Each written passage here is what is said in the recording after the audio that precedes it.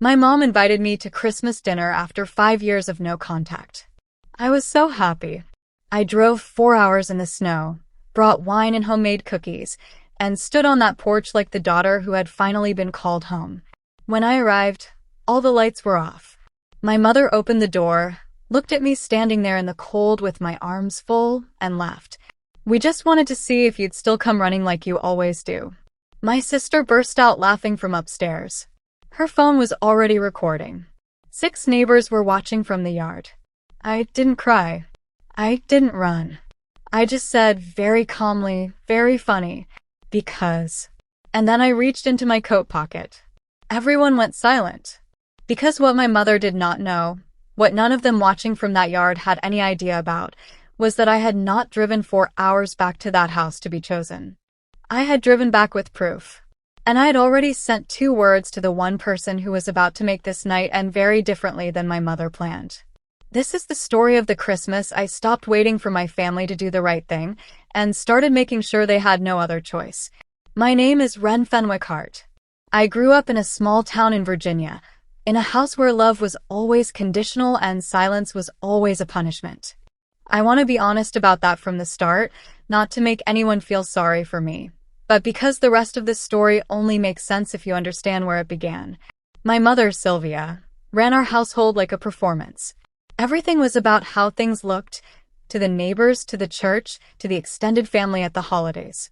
She had 2 daughters. Me, the older one, and my sister Addison, who was 3 years younger and had been my mother's favorite from the time she was old enough to know what that meant. I don't say that bitterly anymore. It is simply the truth. Addison got the car at 16. I got driving lessons from our uncle when I was 17. Addison got her college tuition paid without a single conversation about it. I got a handshake and a "you'll figure it out." When I graduated summa cum laude from a state university, I paid for myself, through student loans and a part-time job at a campus coffee shop where I worked double shifts during finals. My mother told her book club that Addison was the smart one who just needed more time to find herself. I found myself pretty early. I found a small apartment 2 states away in North Carolina. I found a career in financial compliance that I built from scratch, working my way up from an entry-level position to a senior analyst role in 5 years.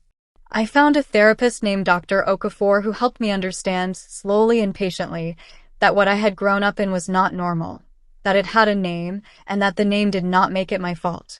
The money thing was the part that took the longest to untangle.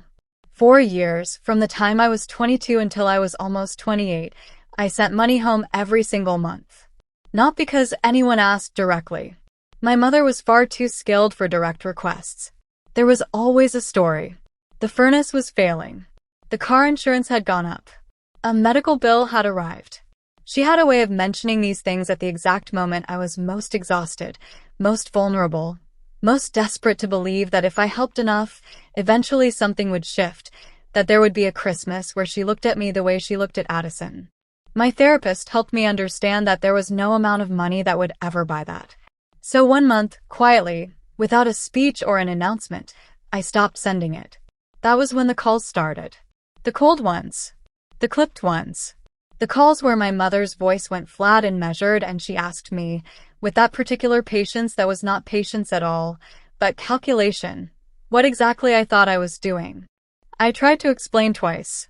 Both conversations ended the same way, with her telling me I had always been selfish, always been difficult, always been the daughter who didn't understand what family truly meant. The last call ended with her telling me not to bother coming home. So I didn't. For 5 years, I didn't. I worked. I got promoted. I moved into a better apartment, one with a proper bedroom and a spare room I turned into an office. I stopped spending Christmas alone eating takeout on my couch. I found people worth celebrating with. I stopped measuring my worth by whether or not my mother picked up the phone. It wasn't easy. I want to be clear about that. There is nothing clean or simple about cutting yourself off from the idea of a family, even when that family has already cut you off in every way that actually matters. There were nights I missed them, not who they actually were, but who I had spent 20-something years hoping they might become. I grieved that. And then I moved forward. And then, in early December, 5 years after that final phone call, a letter arrived. Handwritten. My mother's cursive, which I would recognize anywhere. A single page on cream-colored stationery. Ren, it's time to stop this. We miss you. Come home for Christmas. Dinner at 6. I read it 14 times. My therapist and I spent 2 full sessions talking about it. My closest friend Vashti told me flatly not to go, that nothing good could come from walking back into that house. My coworker and closest confidant, a man named Fletcher Ames, told me something different. He said, if you need to go for your own closure, go prepared. Don't go hoping. Go ready. I went ready. What was in my coat pocket that night was not just a document. It was the conclusion of 8 months of very careful, very quiet work that had started when a woman named Ruth, a neighbor who had lived across the street from my family for over 20 years, sent me a short private message through a mutual acquaintance in April. Her message said, Ren, there are things you deserve to know. Call me when you're ready. I called her the next morning. But I will get to Ruth. First, I need to tell you about the night my mother turned me into a punchline. I pulled onto Maple Drive at 5:47 on Christmas Eve. The street looked exactly the way it had every Christmas I could remember, warm and ordinary and glowing from the inside. The Hendersons still had their inflatable snowman by the driveway. The Farrows next door had string lights along the roofline, white and steady as a heartbeat. Across the road, someone had clipped a small American flag by their mailbox, snapping in the cold wind. My childhood home was the only dark one. I noticed it. My stomach tightened. I told myself circuit breaker, burnout bulb, something practical with a practical explanation. I parked at the curb. I walked up the path I had walked 1,000 times before, past the oak tree my father had planted the year I was born, past the cracked third flagstone that had never been repaired, past the porch railing I used to lean against on summer nights. I had a bottle of wine in one hand and a bakery box of almond cookies in the other. My fingers were going numb inside my gloves. I knocked. The door opened almost immediately. Not because someone had been waiting to welcome me. Because someone had been watching from the window, waiting for their moment. My mother, Sylvia, stood in the doorway wearing her good blouse, the dark green one she wore when she wanted to be looked at. Behind her, the hallway was completely dark. No table set. No coats on the rack. No warmth coming from inside. No smell of anything cooking. Well, she said, and her arms folded across her chest. She actually came. From upstairs. A burst of laughter. Sharp and practiced. Addison leaned out from the top of the stairs, phone raised and already recording before I had even fully processed what I was looking at. I told you she would, Addison called down. She always comes running. I looked at the phone screen. I looked at my mother's face. I looked past her shoulder at the empty hallway, and then I looked at the yard. 6 neighbors, standing there in the cold like they had been arranged, which, I would later understand, they had been. George Hanley from across the street. The Farrows from next door. 2 women I recognized from my mother's church committee. A man I didn't know holding a phone with the screen glowing blue near the bushes. And Ruth, standing by the mailbox in her gray wool coat, buttoned to the chin, jaw set. Not laughing. Not recording. Just watching me with an expression I couldn't read yet. My mother stepped onto the porch. Close enough that I could smell her perfume, the same one she had worn my entire childhood. We just wanted to see, she said, and her voice was pitched slightly louder than necessary, shaped for an audience. If you'd still show up the second we called. After all that pride. After 5 years of acting like you don't need us. Addison called from upstairs. She's still recording, Mom. Keep going. My mother smiled. Look at her, she said, gesturing toward me like I was an exhibit. No husband. No children. Driving back here on Christmas Eve because Mommy wrote one little letter. What does that tell you about all that independence she loves to talk about? I stood very still. I want to tell you that in that moment, I cried. I want to tell you I turned around and walked back to my car and drove home. That I said something sharp and devastating that silenced the yard. None of those things happened. What happened was quieter than that. My mother's boyfriend, Denny, stepped forward from the driveway with his hands half raised. Sylvia, he said. Maybe that's enough. She didn't even turn around. Denny, stay out of it. He stopped. 1 step forward, 1 step back. A man who had spent enough time in that house to know exactly how far he was allowed to go. The yard was quiet except for the wind. I looked at the wine bottle, at the cookies, at my boots leaving wet marks on the porch boards I had stood on as a child. I had imagined a lot of versions of this night. An awkward dinner where nobody knew where to put their hands. My mother pretending nothing had happened, which would have hurt, but at least it would have been real. A hard conversation at a kitchen table with something genuine underneath it, even if that genuine thing was painful. I had not imagined this. The letter was bait. The dark house was a stage. The good blouse, Addison's phone, the neighbors in the yard. Every piece of it had been arranged before I ever turned onto the street. My mother had spent time planning this. She had made phone calls. She had invited an audience. And she had waited. "Are we done with this part?" I said. My mother blinked. Addison lowered the phone by half an inch. "What?" Addison said. I didn't answer her. I placed the wine bottle carefully on the porch step, not dropped, not thrown, placed, and held out the bakery box toward Denny. "Merry Christmas, Denny," I said. He took it like it might break in his hands. Then I reached into my coat pocket. Not for the envelope. Not yet. I pulled out my phone and opened my messages. I found the contact saved under Fletcher Ames and typed 2 words. "Come now." I put the phone back in my pocket. Addison had seen the screen flash. "Who are you texting?" she said. "Someone to come rescue you?" I didn't answer that either. I looked at my mother. "You're right about one thing," I said. "I did come here tonight for a reason." Then I stepped past her into the dark hallway. My shoulder brushed her sleeve, and for once, for the first time I could remember in my entire life, she moved back first. The light switch was exactly where it had always been. Click. Weak yellow light filled the hallway. Old wallpaper with the faded stripe pattern. The stair runner. The coat rack with nothing on it. The narrow kitchen at the far end, cold and bare. No plates on the counter. No food. No dinner. Only a table, an audience, and one envelope waiting in my coat.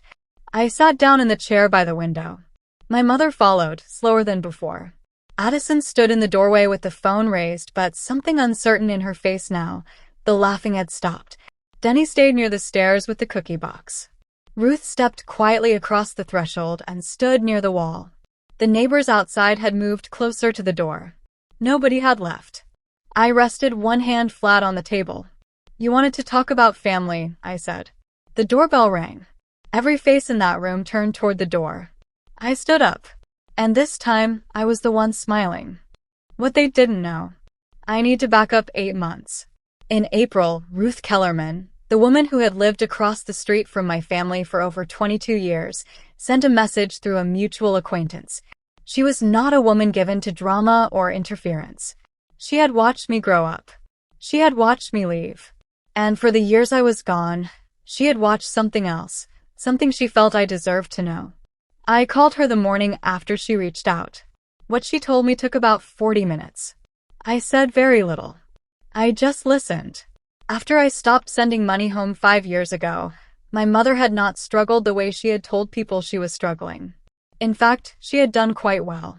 Because she had been telling 2 completely different stories to 2 completely different groups of people at the same time.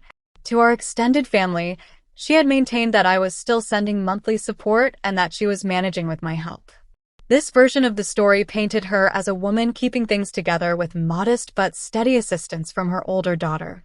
To a regional family assistance organization, one that provided grants and support payments to households experiencing financial hardship, she had filed a formal claim stating that I had abandoned all contact and provided 0 financial support, leaving her alone and without resources. Both stories could not be true. Neither was. Based on the false hardship claim, she had received assistance payments over roughly 3 years.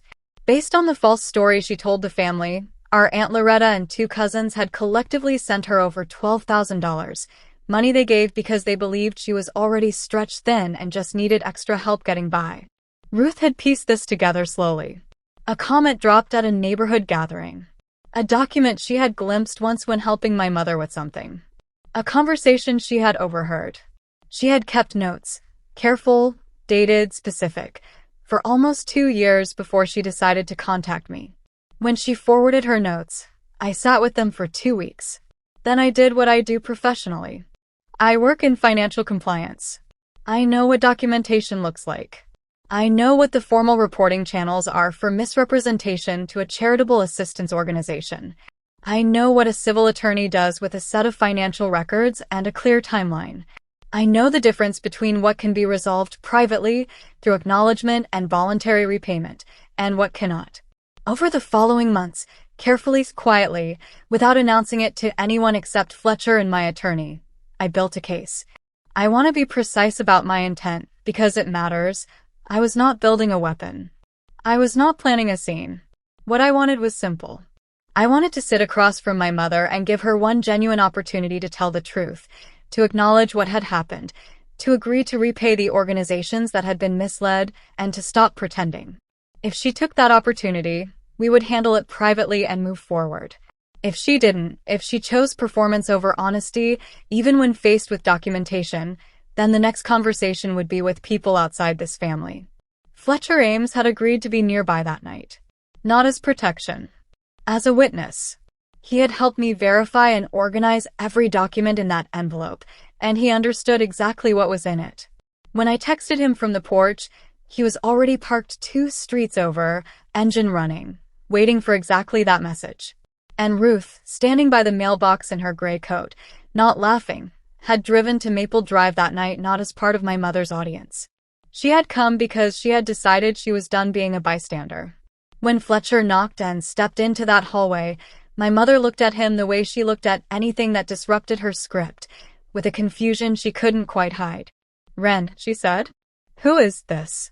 "This is Fletcher," I said. "He's here because what I need to say tonight should be said with a witness present." I opened my coat. I took out the envelope. I did not slam the papers on the table.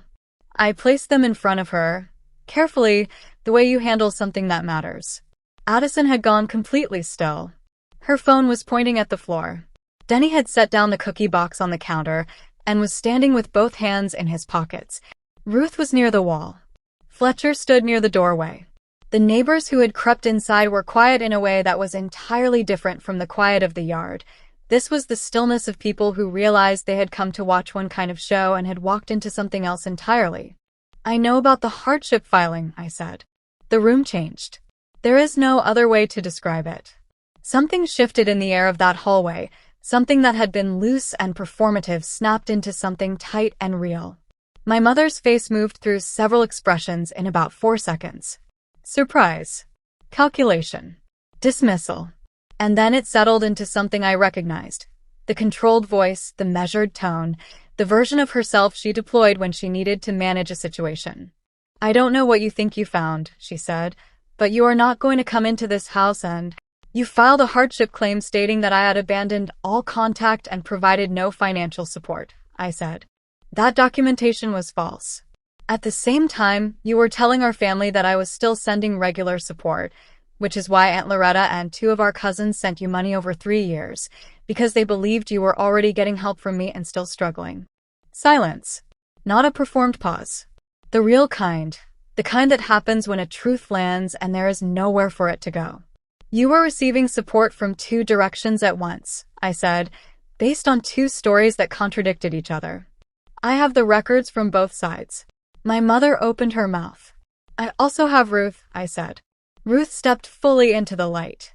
My mother looked at her, and it was the first time I had ever seen my mother look at another person the way people usually looked at my mother, uncertain. Off balance. Without the upper hand. "Ruth," she said, and the performance was gone from her voice. Just her underneath it. "You don't understand the full picture here. Patricia." Ruth's voice was quiet and completely firm. "I understand exactly what I saw. I wrote it down. I kept the dates." George Hanley, who had been standing just inside the doorway with his hands in his jacket, looked down at the floor. The woman from the church committee had put her phone in her bag. Nobody was filming anymore. Addison had not moved. She was staring at the papers on the table. "Mom," she said. Sylvia turned. "Mom." Addison's voice was very quiet. "Is it true?" My mother said nothing. And that nothing, that particular weighted nothing, was the only answer any of us needed. I had not come to that house to destroy my mother in front of her neighbors. I want to be absolutely clear about that. What I had in that envelope was real and fully documented, and I had already spoken with an attorney about the formal options available to me. But the reason I had arranged everything the way I did, the reason I came in person on Christmas Eve, with Fletcher as a witness and Ruth already present, was because I believed my mother deserved one genuine chance. One chance to choose truth over performance. To acknowledge what had happened. To commit to repaying the organization that had been misled. To stop maintaining two separate stories about her own life. So I told her that directly. I'm not here to make this worse than it has to be, I said. What is in that envelope exists whether you acknowledge it tonight or not. I have already spoken with an attorney. But I would far rather resolve this quietly, with you agreeing to correct what can be corrected, than take the next step. What happens from here is your choice. My mother sat down. I had never once in my life seen my mother sit down in a situation like this. She was a woman who commanded rooms through posture, who stood, who projected, who managed every space she occupied through sheer force of presence. She sat down the way a building settles when the foundation finally gives, not dramatically, but with a kind of inevitability. Addison pulled out the chair beside her and sat down too, not to defend her. I could see from Addison's face that she was genuinely shocked, that whatever she had signed on to for this Christmas Eve performance, it had not included this. She sat beside her mother because she was still, underneath everything, her daughter. Denny stayed near the counter. Ruth stayed near the door. Fletcher stayed near the entrance. And I sat down across from my mother. Not because I had one. Because I was finished standing in a dark hallway pretending. The conversation that followed lasted almost 2 hours. It was not a movie scene. My mother did not weep and confess dramatically. There were long silences. There were moments where she tried to reframe things, circumstances, misunderstandings, technicalities, the way things had felt from her side of them. Fletcher was patient and precise every time. Ruth was steady. By the end, my mother agreed to 2 things. First, she would contact the Family Assistance Organization in January, disclose the situation voluntarily, and arrange a repayment plan. Fletcher had already confirmed with my attorney that voluntary disclosure, coming forward before any formal report was filed, was significantly preferable to the alternative. She understood that. Second, she would personally write to Aunt Loretta and our cousins. Not to make excuses. Not to manage the story. To tell them the truth about what had happened and why, and to begin repaying what she could. She did not apologize to me that night. I did not ask her to. An apology that is extracted in a moment of pressure is just another form of performance. I had had enough performance to last the rest of my life. What I asked for, the only thing I asked for, was this, that we stop pretending. That if there was ever going to be anything real between us, it would have to be built on honesty. Even if that honesty was uncomfortable. Even if it changed things between her and people she had spent years managing. She didn't say yes. She didn't say no. She just looked at me for a long moment. In a way she had never looked at me when I was a child being measured against Addison, or a young woman sending money every month to earn something that was never on sale. And I think, for the first time, she actually saw me. Not the daughter she had managed. Not the one she used to fill a role in a story she was telling about herself. Just me. Addison walked me to my car. We stood together on the dark curb for a moment. The neighbors had all gone home. The street was quiet. Someone across the road had left their porch light on, and it caught the ice crystals in the air and made them look like something almost beautiful. I didn't know, Addison said. About the filing. About any of it. I looked at her. I thought about the phone. About the laughter. About 5 years of being on the outside while she was on the inside. I believe you, I said. About the financial part. She understood what I meant. There was a long quiet. What happens now? She asked. I don't know yet, I said honestly. But it starts somewhere true. And that's more than we've ever had. I drove home on empty roads. The ice from the morning had cleared. The sky was dark and enormous and full of stars. I didn't turn on the radio. I just drove and thought about the version of myself that had stood on that porch 2 hours ago, the one holding cookies and wine and a letter she had read 14 times, and I felt something for her that I hadn't expected. Not pity. Not anger. Tenderness. She had tried for a long time. She had believed in something that kept not being real. And she had finally, quietly, stopped waiting to be chosen, and chosen herself instead. I spent years believing that the way back to my family ran through doing more, giving more, being quieter about what hurt me and louder about what I was willing to offer. I was wrong. The path, if there is one, runs through honesty. Not cruelty. Not revenge for the sake of watching someone suffer, but the particular kind of honesty that refuses to protect someone else's comfort at the permanent cost of your own dignity. What I brought to that porch on Christmas Eve was not a weapon.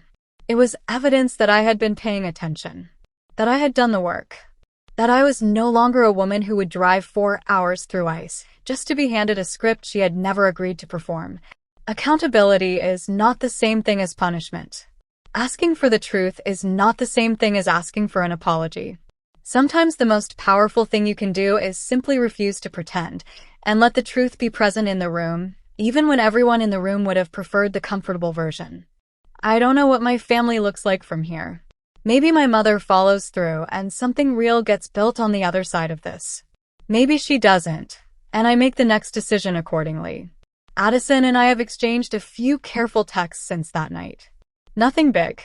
Just something. A beginning that might go somewhere, or might not, but at least starts from a real place. What I know is this: I am not going to stand on a dark porch anymore and wait for someone else to turn the light on for me. I know where the switch is, and I know how to use it. If you have ever been the person in your family who gives the most and is expected to ask for the least, the one who is supposed to show up, forgive, and never ask for anything real in return, I want you to know that wanting honesty is not being difficult. It is being human. Tell me in the comments, have you ever had to hold someone accountable for something your family refused to admit was real? What did you do? And if this story meant something to you, subscribe to Velyra Payback. New story every single day, every one of them for people who are done waiting for permission to stand up for themselves. I'll see you in the next one.